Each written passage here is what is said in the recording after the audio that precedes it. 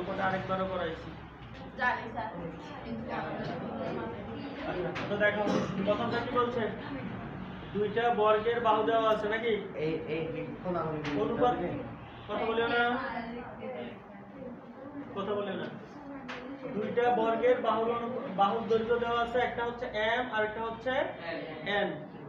তো বাহুর দৈর্ঘ্য তো দেওয়াই আছে, অনুপাত চাইছে কার? আবার বলে mn। অনুপাত চাইছে কার? কর্ণের। কার কর্ণ? বর্গের কর্ণ। তাহলে বর্গের কর্ণের সূত্র কি? √2a। তাহলে প্রথম বর্গের বাহুর দৈর্ঘ্য কত?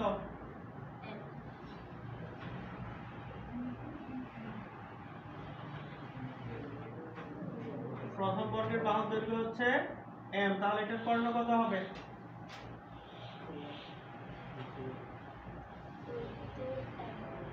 √2m। এটা শেষ, কর্ণ পাওয়া গেছে নাকি? আরেকটা আছে না, দ্বিতীয় বর্গের বাহুর দৈর্ঘ্য কত? n। তো এটার কর্ণ কত হবে? দ্বিতীয় বর্গের কর্ণ √2n। তো আমি দুইটাই তো পাইলাম, প্রথম বর্গের কর্ণ পাইলাম, দ্বিতীয় বর্গের কর্ণ পাইলাম। এখন এই দুটোকে কি করতে হবে? অনুপাত করতে হবে নাকি?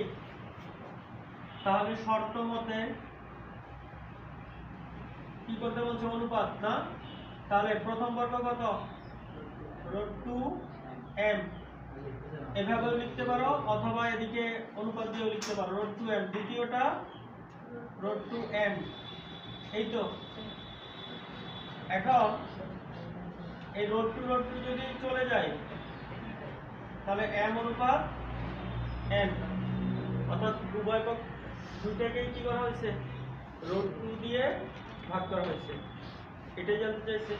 শেষ, একেবারে ইজি ছিল। দেখো তোমাকে বর্গের বাহু দেওয়া আছে, তুমি দুইটারই অনুপাত করবা, এই কর্ণ বের করবা, তারপরে জাস্ট কি করবা? অনুপাত আকারে লিখে দিবা। পারা যাবে? দ্বিতীয়টাতে p² - q² + r² into q² - r² + s² equal to pq - qr + rs। প্রমাণ করতে বলছে না? এখন এখানে কি লেখা আছে? দিবকে p q r এবং s এরা কি সমানুপাতিক। আমরা কি বলছিলাম? যদি এরা ক্রমিক সমানুপাতিক হয়, শিখছিলাম না আমরা একটা জিনিস, ক্রমিক সমানুপাতিক যদি বলে তাহলে কি p by q equal to q by r equal to r by s। শিখছিলাম এটা, মনে আছে? ক্রমিক সমানুপাতিক যখনই বলবে p বাই q, তারপরে আবার q থেকে শুরু, q বাই r, এরপর r থেকে r বাই s। ক্লিয়ার? তো এরকম যদি অঙ্ক থাকে কয়টা? একটা, দুইটা, তিনটা। যদি এরকম দুইটা থাকতো p by q, q by r, তখন আমরা কিছু না ধরলেও চলতো। কিন্তু যখন p by q, q by r, r by s এরকম কয়েকটা চলে আসবে, তখন সেটাকে আমরা কি ধরে নেই? কে ধরে নেই না? তাহলে আরেকবার লিখি, p by q, q by r, r by s equal to কত? k। তাহলে দেখো এইটার সমান এটা, এটার সমান এটা, এটার সমান আবার এইটা। তার মানে এখানে যে কয়টা আছে চারটা, এই চারটাই একজন আরেকজনের সমান নাকি? তার প্রথমে আমি এখান থেকে লিখি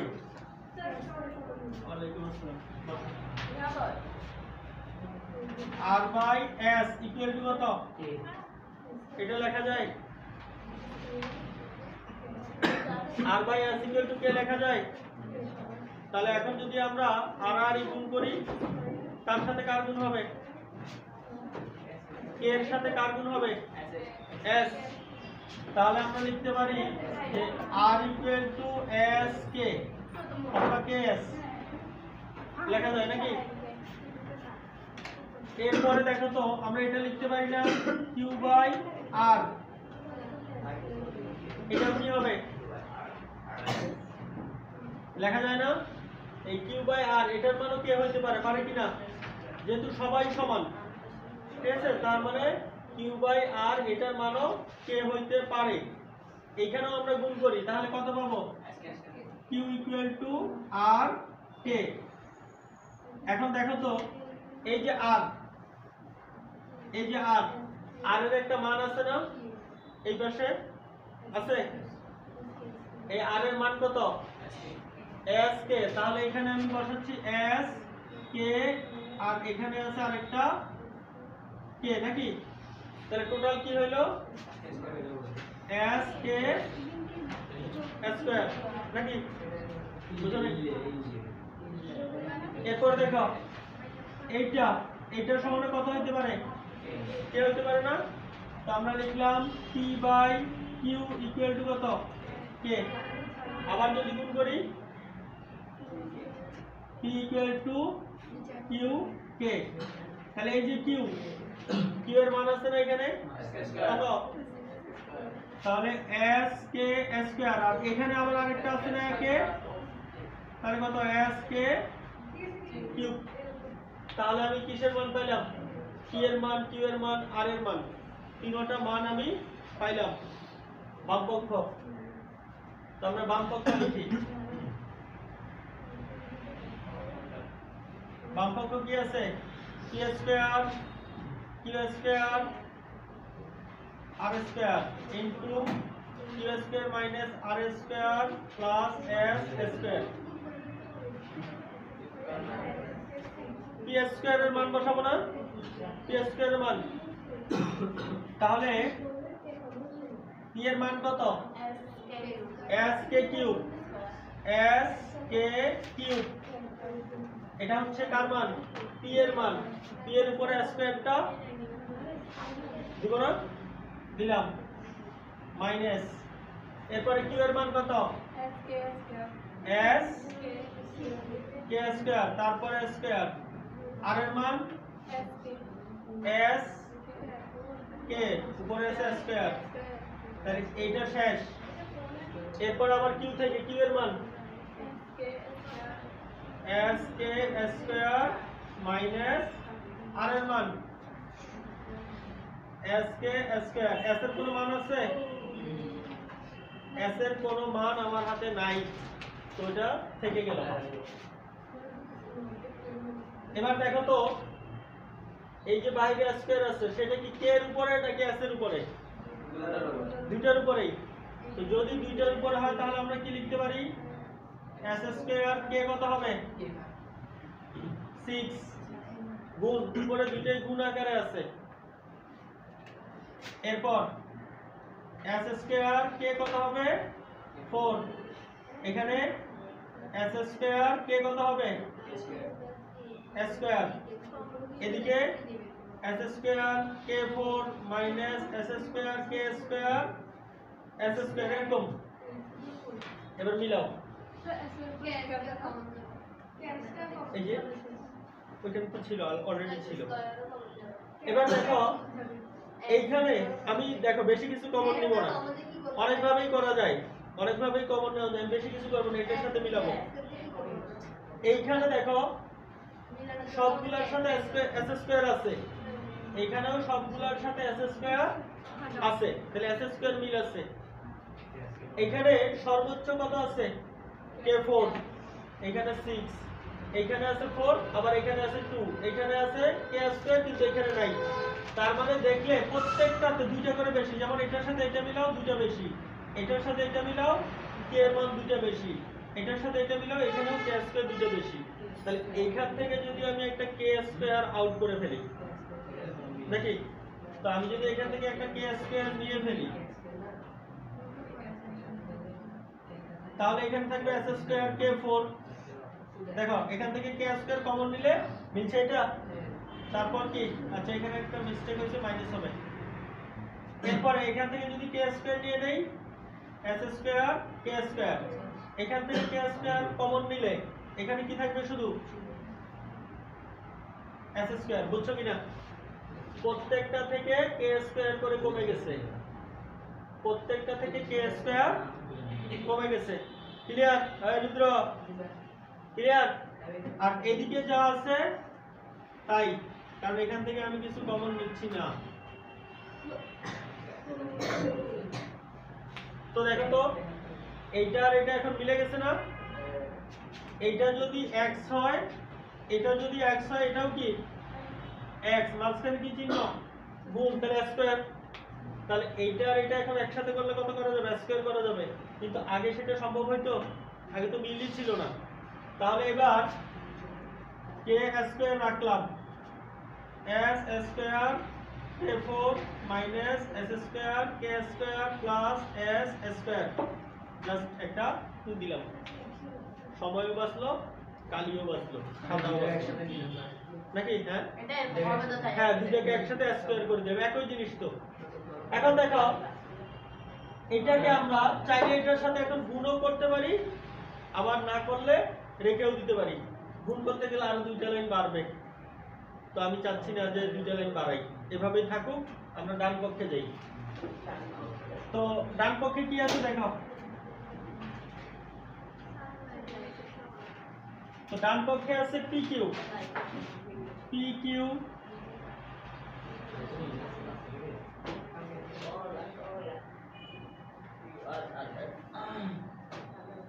PQ minus Q1 plus RS। মানগুলো কত? P এর মান, আচ্ছা এটার উপরে কি কোনো স্কয়ার ছিল? দাঁড়াও, আচ্ছা স্কয়ার ছিল, এখানে একটা স্কয়ার ছিল।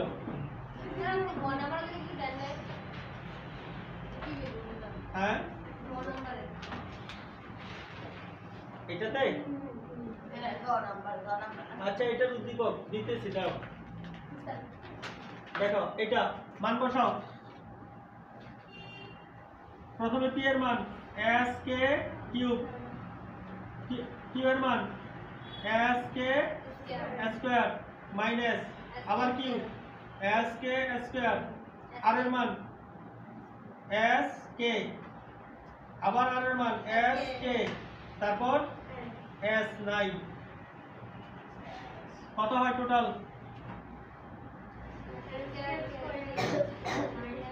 s square k5। দেখো এই দুইটা দুইটা না, তো যখন দুইটাকে সূচকের নিয়ম অনুসারে দুইটাই যখন কি হবে, k হবে অথবা x হবে, তখন তাদের পাওয়ারগুলো যোগ। দেখো এখানে কিন্তু 3 দুগুণে 6 ছিল, এখানে কিন্তু দুইটা আলাদা আলাদা কে গুণ আকারে ছিল না, দুটো ভিন্ন জিনিস। মাইনাস s k কিউব কোনটা? হ্যাঁ, plus s square k whole square.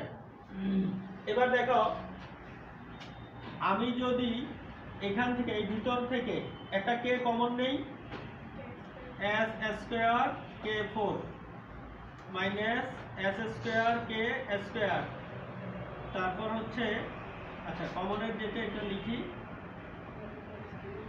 তারপর s স্কয়ার। দেখো আমি যে কমনটা নিছি সেই কমনটা অবশ্যই এই স্কয়ারের ভিতরে ছিল, এইজন্য ওই স্কয়ারটা আমি সেকেন্ড ব্র্যাকেট দিয়ে দিছি। বুঝছো কথা?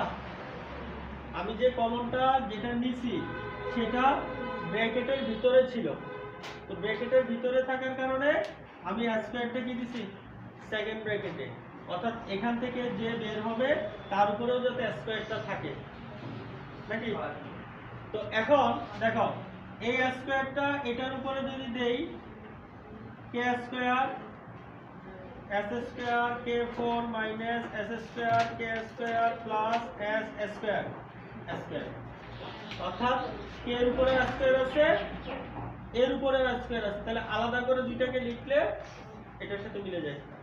তাহলে আমরা কি লিখতে পারি? ডান পক্ষ সমান বাম পক্ষ, ডান পক্ষ সমান বাম পক্ষ। ক্লিয়ার? তোলো, যারা এখনো তোলো নাই তোলো। হ্যাঁ এটার উদ্দীপকটা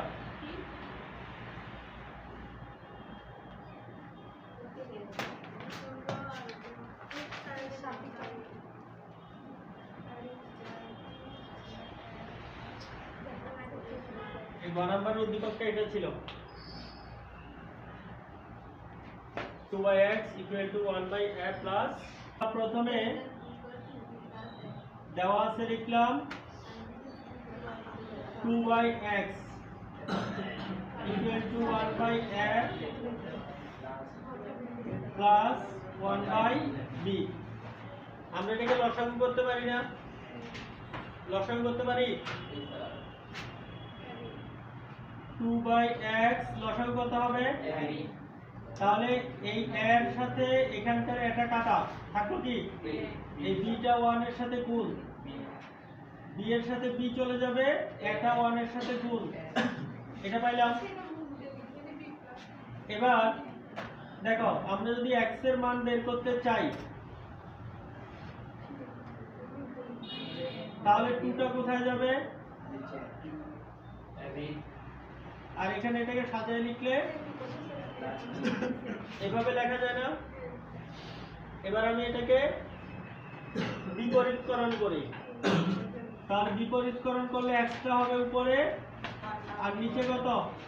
1। যদিও লেখার প্রয়োজন নাই। এই পাশেও বিপরীতকরণ হবে a প্লাস b। এখন দেখো এই যে এখানে x এর সাথে এটা কি প্লাস আছে না? এটা কোথা থেকে আসবে? আবার দেখো x থেকে এটা বিয়োগ আকারে আছে, তাহলে এটা অনেকটা যোজন বিয়োজনের মতো না? x এর সাথে প্লাস, x এর থেকে মাইনাস, নাকি? x থেকে প্লাস, x থেকে মাইনাস। তো এটা যদি তুমি যোজন বিয়োজনের সাথে মিলাইতে যাও তাহলে x এর নিচে একটা a দরকার না? a দরকার। তাহলে আমি এক কাজ করি, x এর নিচে একটা a দিই, x এর নিচে a দিই, আর এখানে আছে কত? 2ab, a plus b। এখন তুমি যখন x এর নিচে a দিবা, মানে x কে a দিয়ে ভাগ করবা, তখন ওরা কিন্তু আবার ভাগ করবে, নাকি? অর্থাৎ উভয় পক্ষকে ভাগ করলে উভয় পক্ষকে করতে হবে, না হলে ভাগ করবে, এটা স্বাভাবিক। তো দিলাম, x কেও ভাগ করলাম, ওদেরকেও ভাগ করলাম। তো x কে ভাগ করে কিছু পাওয়া যাবে? কিছু পাওয়া যাবে না, কিন্তু এদিকে ভাগ করলে লাভ আছে, 2b আর এদিকে a প্লাস b। এদিকে ভাগ করে ফলে উপরে একটা a ছিল, তার সাথে নিচের এটা কি কাটা চলে গেল, নাকি? এইবার যোজন বিয়োজন তো করাই যায়, নাকি? তাহলে যোজন বিয়োজন মানে কি? লবের সাথে হর যোগ, আবার লবের থেকে হর বিয়োগ। সবকিছুই লবের সাথে হবে, যোগ হইলেও লবের সাথে, বিয়োগ হইলে লবের থেকে। বিয়োগ আবার লবের সাথে করিও না, বিয়োগ তো লবের থেকে, নাকি? তাহলে আমরা ওইটাই করি, এই লবের সাথে হর যোগ, লব থেকে হর বিয়োগ, নাকি? এদিকেও যোজন বিয়োজন আবার এক পক্ষে হয় না। কেউ কেউ দেখছিলাম অঙ্ক করার সময় এক পক্ষে যোজন বিয়োজন করে মিলাই ফেলছে, তো এক পক্ষে যোজন বিয়োজন হয় না। তো লবের সাথে যোগ, তো লবের সাথে যদি যোগ হয় 2b হচ্ছে লব, এটার সাথে যোগ হর, হর হচ্ছে a প্লাস b। এবার লব থেকে বিয়োগ, অর্থাৎ 2b থেকে বিয়োগ। দেখো বিয়োগ করলে ভেজাল হয়, এই মাইনাস চিহ্নের কারণে যাকে বিয়োগ করবা তার মাঝে যদি কোনো চিহ্ন থাকে তাহলে ওরা চেঞ্জ হয়ে যায়। তাহলে আমি আগে থেকেই চেঞ্জ করে লিখি, মাইনাস দিলাম a, b এর চিহ্ন প্লাস, এটাকে করে দিলাম মাইনাস। বুঝা গেছে? এইটা এইখানে বসার কথা ছিল প্লাস, এই মাইনাসের কারণে প্লাসে মাইনাস হয়ে গেল কি মাইনাস। এবার একটু হিসাব করি, এদিকেরটা তো ঠিক আছে না? এদিকে একটু হিসাব করি, টোটাল b কয়টা? a প্লাস 3b লেখা যায়, এর অগ্রাধিকার দিলাম আর কি। তারপর b থেকে মাইনাস a, এখানে আবার অগ্রাধিকার দেখানো যাবে না, কারণ এখানে a মাইনাস, এই জন্য একটু পিছনেই রাখলাম, সামনে মাইনাস চিহ্ন দেখতে ভালো লাগে না। তাহলে আমি এটাকে এখানেই রেখে দেই। কেন রেখে দিব? আমি এই দুইটা যোগ করতে পারবো? পারবো না। এদেরকে যোগ করে কোনো ফলাফল তাও পাবো না, এতদূর রেখে দিলাম। তাহলে আমি এই অঙ্ক থেকে এইটা পাইলাম, ওইটা এখনো রয়ে গেছে না? রয়ে গেছে। তাহলে আবার 1 বাই আবার x ইকুয়াল টু, এই যে এখানে দেখো x ইকুয়াল টু কত 2ab আর নিচে a প্লাস b। তো তখন তুমি এইটা দেখে অনেকটা যোজন বিয়োজনের মতো লাগছে, এই জন্য তুমি কি করছো, নিচে একটা a দিয়ে ভাগ করে অর্থাৎ উপরে লব x করছো, হর a করছো নাকি। কিন্তু তুমি যদি এইটা যোজন বিয়োজনের কথা চিন্তা করো তাহলে a দরকার নাকি b দরকার? তো তুমি যেহেতু একবার a দিয়ে করে এটা মিলাই ফেলছো, তাহলে এইটাকে এবার b দিয়ে ভাগ করলে এটা মিলে যাবে না নাকি। তাহলে আমরা এবার একবার a দিয়ে ভাগ করছি, আবার এইটাকেই নিয়ে আবার b দিয়ে ভাগ করব। তাহলে x by b equal to 2ab b a plus b, ভাগ করলে উভয় পক্ষে করতে হবে। তো x কে b দিয়ে ভাগ করে কোনো ফলাফল আশা করা যায় না, তাহলে এটা এভাবেই থাকবে। কিন্তু আমি যদি 2ab কে b দিয়ে ভাগ করি, 2ab কে যদি b দিয়ে ভাগ করি তাহলে কত পাবো, 2a পাবো, b b চলে যাবে, a প্লাস b। এই এখন আবার যোজন বিয়োজন করা যায়, তাহলে কিন্তু এটা মিলে যায়। তো দেখো যোজন বিয়োজন কি বলছিলাম, লবের সাথে যোগ, x প্লাস হর x মাইনাস হর, এখানেও 2a প্লাস হর 2a মাইনাস হর। তো হরের যে প্লাসটা ছিল সেটাও মাইনাস হয়ে যাবে মাইনাসের কারণে। এখানে যদি আমরা হিসাব নিকাশ করি তাহলে দেখব উপরে আছে 3a প্লাস b আর নিচে আছে a মাইনাস b। তাহলে আমরা দেখো এটা বাম পক্ষ না, বাম পক্ষে এই মান এটা আছে, তার সাথে এটা যোগ আছে, এই দুইটাই কিন্তু এখন আমার হাতে আছে মান। তো আমরা এখানে আমি লিখে বলতেছি যে এটা হচ্ছে কি বাম পক্ষ, এই টুটা মুছে দিলাম, বাম পক্ষ। তো বাম পক্ষে আমি মান বসাই, প্রথমে কার মান বসাবো, x plus a by x minus a, এটার মান কত, এটা না a plus 3b, a plus 3b নিচে b মাইনাস a, x এটা 3a প্লাস b নিচে a মাইনাস b।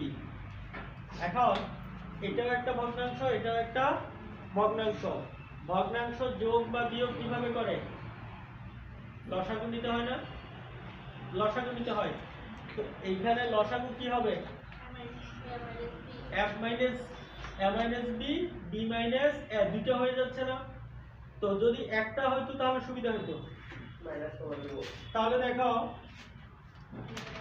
আমি এখানে b মাইনাস a এটা রাখলাম, আর এইটার জন্য এটার চিহ্ন দেখো, a কে করতে হবে মাইনাস, b কে করতে হবে প্লাস, তাহলে এটার সাথে মিলবে।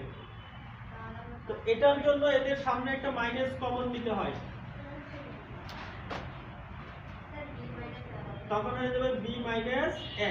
তো দেখো a ছিল প্লাস হয়ে গেল মাইনাস, b ছিল মাইনাস হয়ে গেল প্লাস, এর জন্য একটা মাইনাস কমন নিতে হয়। তো এইখানে আবার একটা প্লাস আছে না, তো আমরা এই মাইনাস কমনের মাইনাস আর এই প্লাস একসাথে করে কি করে দিব, এখানে মাইনাস, আর উপরে a plus 3b 3a plus b। এবার লসাগু নিলে অনেক আরাম না নাকি, একই জিনিস। তাহলে লসাগু কত, b মাইনাস a। তো যদি লসাগু এটা হর আর লসাগু মিলে যায় তাহলে উপরে কোনো কাজ করতে হয় না, মাইনাস। এই দেখো এখানে দুইটা সংখ্যা, সামনে আবার মাইনাস, এর জন্য ব্র্যাকেট দিবা। এটা আর এটা হর লসাগু মিলে গেছে, তাহলে উপরেরটাতে কোনো কাজ নাই।